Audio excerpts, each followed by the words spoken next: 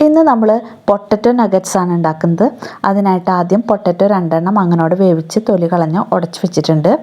ഇനി 3 ബ്രെഡ് ചെറിയ കഷ്ണങ്ങളാക്കി പൊട്ടിച്ചിട്ട് അതിലേക്ക് 1/2 കപ്പ് പാൽ ഒഴിച്ച് കൊടുക്കാം.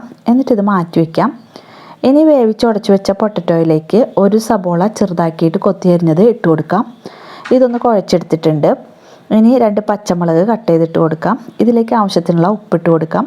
1 ടീസ്പൂൺ കുരുമുളക് പൊടി, 1 ടീസ്പൂൺ ഒറിഗാനോ, 1/4 ടീസ്പൂൺ ജീരകപ്പൊടി, പിന്നെ നേരത്തെ കുതിർത്ത് വെച്ച ബ്രെഡ് പീസസ്, 1 ടേബിൾ സ്പൂൺ മല്ലിയില, 3 ടേബിൾ സ്പൂൺ കോൺഫ്ലവർ പൊടി. ഇതെല്ലാം ചേർത്ത് നന്നായിട്ട് കൈകൊണ്ടൊന്ന് മിക്സ് ചെയ്തെടുക്കാം. ഇനി ഇതിൽ നിന്ന് കുറച്ചെടുത്ത് കയ്യിൽ വെച്ച് ചതുരത്തിൽ ഇതുപോലെ പരത്തിയെടുക്കാം. ഇനി ഒരു മുട്ട ഒന്ന് അടിച്ച് വെച്ചിട്ടുണ്ട്. പിന്നെ ബ്രെഡ് ക്രംസ് വേണം. ബ്രെഡ് ഒന്ന് ചൂടാക്കി എടുത്തതിന് ശേഷം മിക്സിയിലിട്ട് ഒന്ന് ക്രഷ് ചെയ്തെടുത്താൽ മതി. ഇപ്പോൾ വെളിച്ചെണ്ണ ചൂടായിട്ടുണ്ട്.